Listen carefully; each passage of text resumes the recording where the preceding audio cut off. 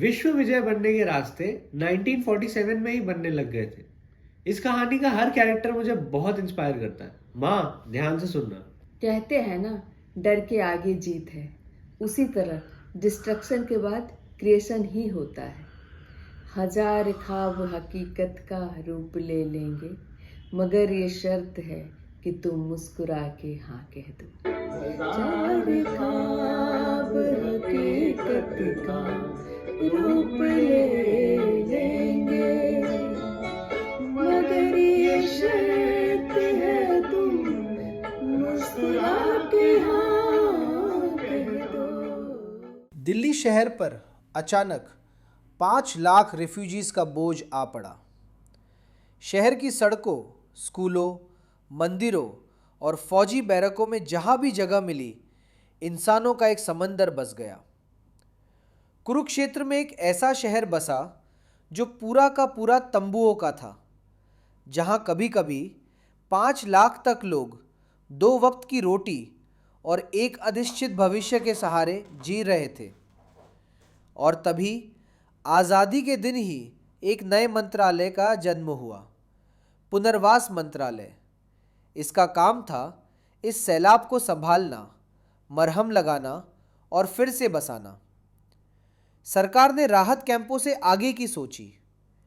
Lutyens Delhi के आसपास खाली ज़मीनों पर एक नई दिल्ली बसाने का फैसला किया।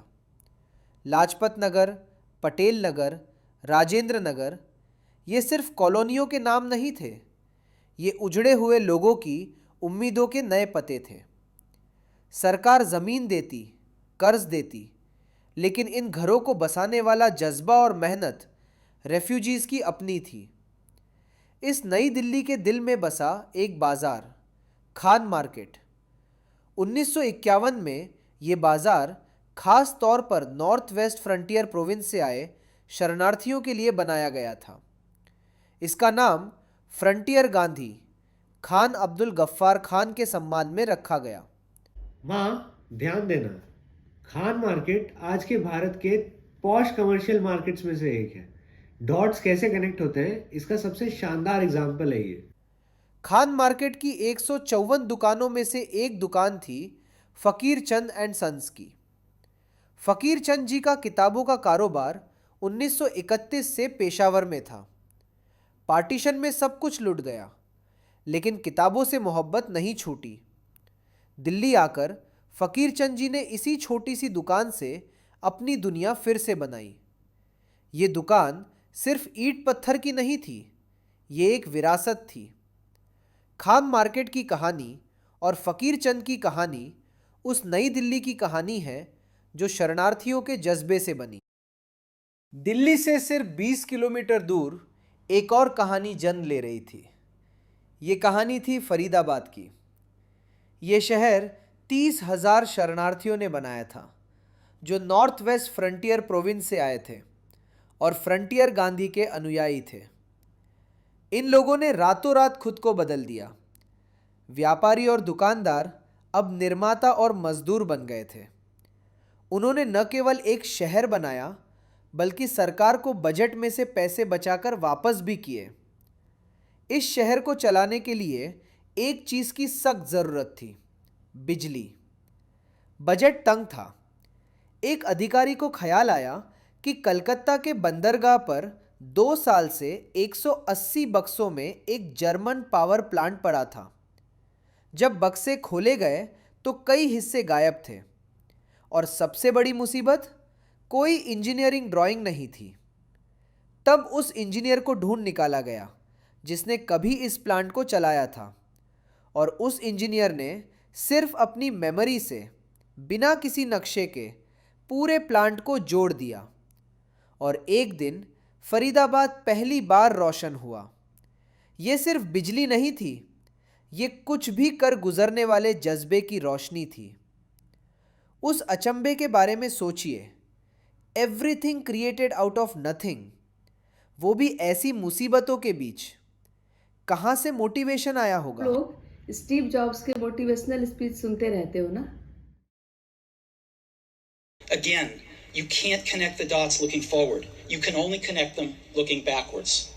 यहीं पर HP नंदा जैसे उद्यमी सामने आए, जो लाहौर से सिर्फ 5,000 रुपये लेकर आए थे और एस्कॉर्ट्स जैसा बिजनेस एम्पायर खड़ा कर दिया। केसी लखानी ने जूते बनाने का एक बड़ा ब्रांड लखानी स्थापित किया। फरीदाबाद अब सिर्फ शरणार्थियों का शहर नहीं, भारत के औद्योगिक भविष्य की एक प्रयोगशाला बन गया था। फरीदाबाद की ज़मीनी हकीकत से दूर हरियाणा की दलदली भूमि पर एक और सपना साकार हो रहा था, नीलोखेड़ी। ये भारत के पहले सहकारिता और पंचायती राज मंत्री SK डे का सपना था। एक आदर्श टाउनशिप जिसे 7,000 रेफ्यूजीज के लिए बनाया गया था। लेकिन ये आदर्शवादी सपना हकीकत की ज़मीन पर टिक नहीं सका। ये एक टॉप डाउन प्रयोग था जो पूरी तरह से सरकारी संरक्षण पर निर्भर था। जब खुले बाजार से मुकाबला हुआ तो इसके संरक्षित उद्योग पिछड़ गए। उधर पार्टीशन ने पंजाब को 2 टुकड़ों में बांट दिया था, लेकिन इसी टूटे हुए राज्य ने एक ऐसी आर्थिक उड़ान भरी जिसकी मिसाल मिलना मुश्किल है। इस रिवाइवल के पीछे एक हीरो का दिमाग था। लंदन स्कूल ऑफ इकोनॉमिक्स में पढ़े सिविल सर्वेंट तरलोक सिंह। चुनौती विशाल थी। 27 लाख हेक्टेयर उपजाऊ ज़मीन पाकिस्तान में छूट गई थी और भारत में केवल 19 लाख हेक्टेयर कम उपजाऊ ज़मीन उपलब्ध थी। इस नामुमकिन पहेली को सुलझाने के लिए तरलोक सिंह ने स्टैंडर्ड एकड़ का सिद्धांत बनाया। ये ज़मीन को उसके आकार से नहीं बल्कि उसकी पैदावार की क्षमता से मापता था और ग्रेडेड कट सिस्टम से बड़े ज़मींदारों से ज़्यादा ज़मीन लेकर छोटे किसानों को दी गई। ये एक ऐसा इनोवेशन था जिसने 1949 तक लगभग 2.5 लाख परिवारों को फिर से बसा दिया। माँ, वैसे बताऊं, शरणार्थी, रेफ्यूजी एक सटीक शब्द नहीं है। आदमी आदमी होता है, दैट्स ऑल। इस तरह का आदमी हर तरफ हर जगह बेशुमार आदमी, मैं भी तन्हाइयों का शिकार आदमी, या इस तरह का आदमी। का इंसान से हो भाईचारा, यही पैगाम हमारा, यही पैगाम हमारा। मेरा वोट तो दूसरे गाने पर है। इस नए पंजाब की बड़ी मिसाल है मुंजाल भाई। पार्टीशन में अपना सब कुछ खोकर 4 भाई लुधियाना पहुंचे। एक छोटी सी साइकिल के पुर्जों की दुकान से शुरुआत की। 1956 में एक मामूली बैंक लोन से हीरो साइकिल्स की नींव रखी। किस्सा है कि एक बार कंपनी में हड़ताल हो गई, काम रुक गया। तब बृजमोहन लाल मुंजाल खुद साइकिल बनाने लगे। लोगों ने रोका तो बोले, मैं उस बच्चे का दिल नहीं तोड़ सकता जिसके माँ बाप ने उसे जन्मदिन पर साइकिल दिलाने का वादा किया है। उनकी जिद, मेहनत और क्वालिटी पर ध्यान देने का नतीजा ये हुआ कि 80 के दशक में हीरो दुनिया की सबसे बड़ी साइकिल कंपनी बन गई। ये सिर्फ एक कंपनी की कहानी नहीं, ये उस जज्बे की कहानी है जिसने पार्टीशन के दर्द को पंजाब को एक इंडस्ट्रियल इंजन बना दिया। अगर पंजाब की कहानी सरकारी सहयोग और उद्यम की थी, तो भारत के पूर्वी छोर पर कोलकाता में कहानी बिल्कुल अलग थी। यहाँ पूर्वी पाकिस्तान से आए लाखों रेफ्यूजीज का स्वागत संसाधनों की भारी कमी से हुआ। जब सरकार ने मुंह फेर लिया तो शरणार्थियों ने अपनी किस्मत अपने हाथों में ले ली। 1950 तक बाहरी इलाकों में ज़बरदस्ती कई कॉलोनियाँ बन चुकी थी। ये सिर्फ घर बसाना नहीं था, ये अपने हक की लड़ाई थी। भारतीय कम्युनिस्ट पार्टी के नेतृत्व वाले यूनाइटेड सेंट्रल रेफ्यूजी काउंसिल ने सरकारी नीतियों के खिलाफ आंदोलन किए और देखते ही देखते कोलकाता की ये कॉलोनियाँ लेफ्ट पॉलिटिक्स का गढ़ बन गई।